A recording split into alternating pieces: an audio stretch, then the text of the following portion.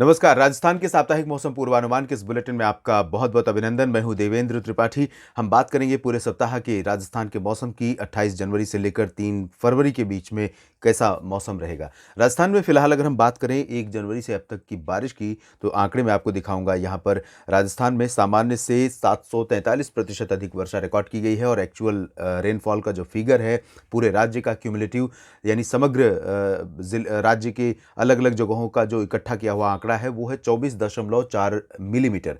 जबकि आमतौर पर इस दौरान बहुत नॉर्मल बारिश होती है, बहुत मिनिमल बारिश होती है और वो है 2.9 एमएम। तो इस 2.9 एमएम से लगभग 7.5 गुना ज़्यादा 24.4 मिलीमीटर वर्षा रिकॉर्ड की गई है।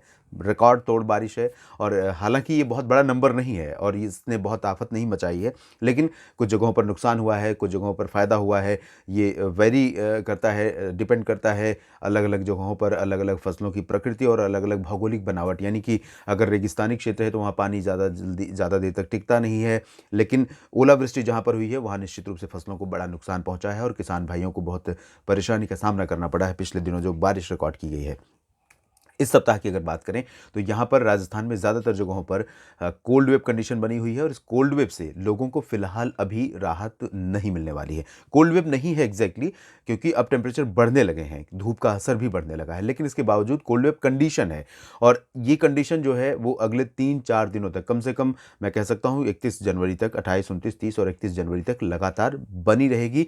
और उत्तरी इलाके खासतौर पर प्रभावित होंगे। श्रीगंगानगर, हनुमानगढ़, बीकानेर तक असर रहेगा ठंडी उत्तर पश्चिमी हवाओं का। वैसे ठंडी जैसलमेर, जोधपुर में भी कम नहीं होगी, लेकिन यहाँ पर ज़्यादा असर रहेगा, क्योंकि यहाँ वजह ये है कि यहाँ पर एक लेयर है निचली ट्रोपोस्फियर में, निचले वायुमंडल में, और उस लेयर के चलते धूप का जो असर है यहाँ पर वो ज़्यादा देर तक नहीं दिखेगा, धूप का असर ज़्यादा देर तक नहीं रहेगा। तो इस वजह से यहाँ पर जो मैक्सिमम टेम्परेचर है, जैसा आमतौर पर क्या होता है कि धूप जैसे निकलनी शुरू हो जाती है, अगर सुबह-सुबह ही आसमान साफ हो, पोल्यूशन या कोहरा, धुंध, कुहासा ये सब ना हो, तो धूप का जो असर है वो सुबह-सुबह 7 बजे से ही दिखने लगेगा और उसके बाद धीरे-धीरे 10, 11, 12 बजे तक टेम्परेचर काफ़ी राइज़ हो जाएँगे।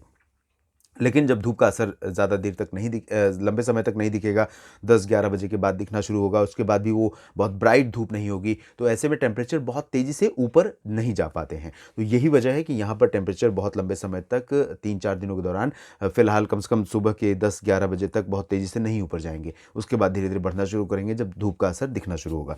उत्तरी दिशा से, उत्तर-पश्चिमी दिशा से हवाएँ चलती रहेंगी, ये पूरे रीजन्स में, और इन हवाओं के कारण यहाँ पर मौसम काफ़ी ठंडा बना रहेगा दिन भी और रात में भी, और टेम्परेचर बिलो नॉर्मल रिकॉर्ड किए जाएँगे। चाहे वो हम बात करें करौली की, सवाई माधोपुर, टोंक, अजमेर की या जोधपुर की, इन सभी क्षेत्रों में दक्षिणी भागों में ज़रूर कुछ राहत यहाँ पर रहेगी, क्योंकि यहाँ पर हवाएँ पहले से चल रही हैं उत्तरी दिशा से, उत्तर पश्चिमी दिशा से। और बाड़मेर, पाली, जालौर, सिरोही, राजसमंद, उदयपुर, डूंगरपुर, प्रतापगढ़, चित्तौड़गढ़, भीलवाड़ा, बूंदी, कोटा, बारां, झालावाड़, बांसवाड़ा, इन सभी क्षेत्रों में जो टेम्परेचर है वो नॉर्मल के करीब इसलिए है क्योंकि यहाँ पर जो लेयर है उत्तरी इलाकों में, उस तरह की लेयर यहाँ पर नहीं है। यहाँ पर आसमान ज़्यादातर समय अब साफ़ होने लगा है, तो यहाँ पर साफ़ रहेगा। और बाकी उत्तरी इलाकों में भी कम से कम पहली फरवरी से आसमान साफ़ होने लगेगा और काफ़ी राहत राजस्थान के लोगों को उत्तरी इलाकों में भी मिलने लगेगी। तो ओवरऑल कह सकते हैं कि कंफर्टेबल वेदर और किसी भी तरह की परेशानी नहीं, लेकिन हवाओं की रफ्तार उत्तरी क्षेत्रों में कुछ ज़्यादा हो सकती है, 20-25 किलोमीटर प्रति घंटा,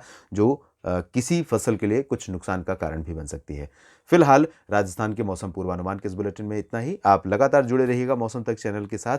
मैं अपडेट करता रहूँगा, कोई भी मौसमी बदलाव होगा तो आपको ज़रूर मैं बताता रहूँगा। धन्यवाद।